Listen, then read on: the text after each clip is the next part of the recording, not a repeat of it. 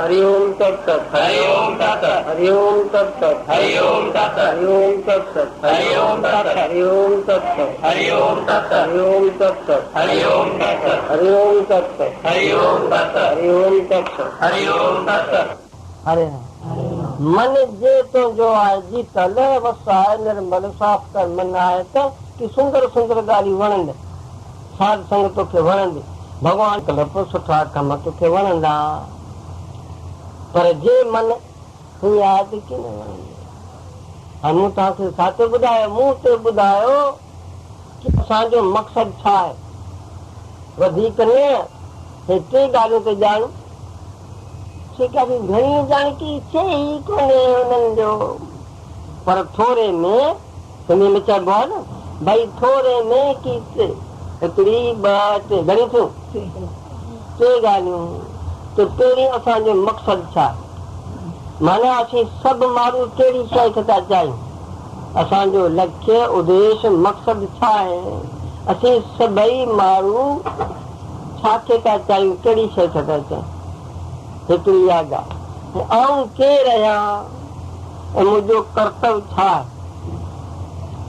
मूंखे छा करण जो आहे छा न करण जो आहे एतिरी ॻाल्हि हाणे वक़्तु थोरो आहे जयराम जी की हा हाणे भला छा था ॿुधायो की हिकिड़ी ॻाल्हि त ॿुधाए सघंदमि पोइ वरी को ॿियो सत्संग थींदो ॿिए हंधि त पोइ अचे जेको कुझु जेको करे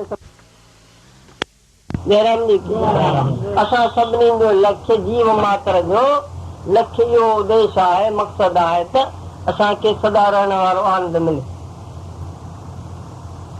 ऐं जेसीं ताईं सदा रहण वारे आनंद में स्थिति माना बिहत न थींदी तेसीं पिया डोड़ंदासीं अहिड़ी तरह डोड़ंदासीं राति ॾींहुं जीअं नंढियूं पियूं डोड़नि समुंड जेसीं समुंड खे नंढियूं न मिलियूं आहिनि तेसीं पियूं राति ॾींहुं डोड़नि हलंदे हलंदे जॾहिं अची मिलनि थियूं समुंड में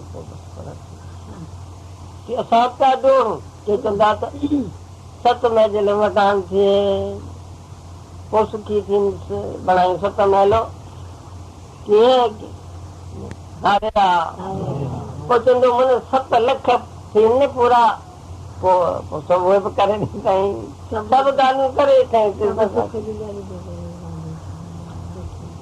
त महापुरुष शास्त्र ॿुधाईंदा आहिनि हे 7 लखड़ियूं 7 माड़ ॿार छा पर 14 लोकनि जा माल 14 लोक इंद्रपुरी आदकनि जा 14 लोकनि जा माल थाल मिली वञनि भॻवान खे प्रार्थना करियूं त ॿिया बि 14 लोक 28 लोकनि जा माल मथां मिलनि पर तिरुपति न थींदी फरहत न थींदी तोखे दुनिया जी का शइ आई कान्हे शरीर खां वठी करे जेके सृष्टियूं आहिनि प्रकृति ताईं प्रकृति माना नेचर ताईं का बि दुनिया जी अहिड़ी शइ कान्हे जहाँ सत्य हुजे हमेशह रहंदड़ हुजे जॾहिं सत्य ई कान्हे त तोखे सदा रहण वारो सुख छा ॾींदी तो सुख रूप का बि शइ कान्हे अरे अबा तूं त ईअं भोरो को अञा पहिरीं ॻाल्हि आहे असांखे सुठा सुठा अंब मिलिया असांखे खाधासीं ॾाढो आनंद आयो अंबनि मां आनंद आयो घणा खाओ पोइ ख़बर पई खून जा दोस्त थींदा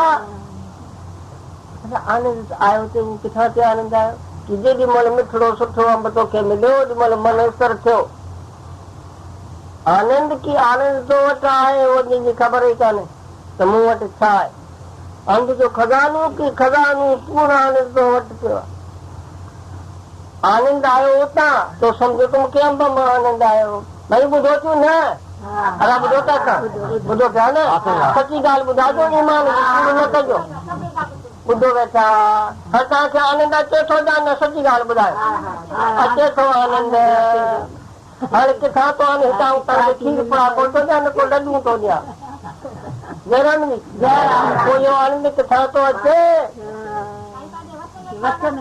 वचन मां न जयराम जी लीला शावाणी थो उचारे तव्हांजो ॿुधी मन हींअर ईश्वर आहे ॾिसो त ईश्वर मन में छा थो थिए हिते ई तव्हां ॾिसी वठो मन जीत ई जग जीत केतिरी फरहत आहे लीलाशाह वाणी थो उचारे लीलाशाह आनंद तव्हांखे नथो ॾे लीलाशाह छा थो करे वाणी थो उचारे तव्हांजो ॿुधी मन इस तरह आहे, आनंद जो खज़ानो तव्हां वटि आहे।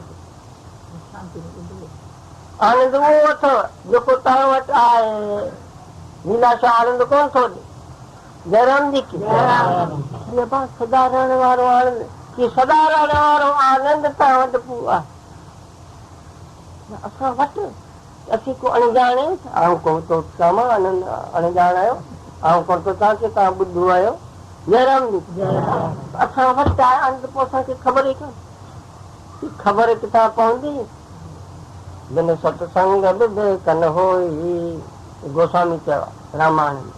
बिन सत्संग बि कन होई, सचे कुड़ जी ॼाण सत्संग खां सवाइ न थींदी। जो ॼाणऊं सत्संग प्रभाव, लोकन बेदन आनो पाऊ। श्री राम। किन जो पतो किथां पवंदो की त दुकान खां न पवंदो। वॾा वॾा दुकान आहिनि मुंबई में, वॾा दुकान आहिनि, पर हीअ ॻाल्हि न मिलंदी। असांजो लक्ष्य छा आहे? न मिलंदी आहे सघंदी चीज। असांजो लक्ष्य इहो ई आहे बसि, सदा रहण वारो आनंद असांखे मिले। जेसीं न मिलंदो तेसीं पिया डोड़ंदासीं। ॿियूं शयूं बाबा ऐं ॿियूं शयूं बि चाहियूं थो सो पंहिंजे लाइ। जयराम जी की ॿियूं शयूं जो चाहियूं थो सो सुख लाइ दुख लाइ। हींअर सत्संग बि करियो था, सुख लाइ दुख लाइ? सुख लाइ। ॿियूं जेके शयूं चाहियूं थो, का बि ॿी शइ चाहियूं थो सुख लाइ। जिन मां तोखे सुख नथो मिले हुनखे बाहि थो ॾियूं, इनखे फाड़े बि छॾींदा। जयराम जी जिन मां तोखे दुख थो मिले त जाइज़ आहे। जेके कुझु को अहिड़ो आहे पर हुन मां असांखे तकलीफ़ूं थियनि थियूं, उनखे फाड़े छॾींदा। श्री राम। जेके ॿियूं शयूं चाहियूं थो सो सुख लाइ थो चाहीं। जिन मां तोखे सुख नथो मिले उनखे तूं उछले छॾीं थो, बाहि ॾेई छॾीं थो, या दरिया में थो उछले। सम्झ ठीक थो चवां न? सिर्फ़ु हिकिड़ी शइ था चाहियूं सभु।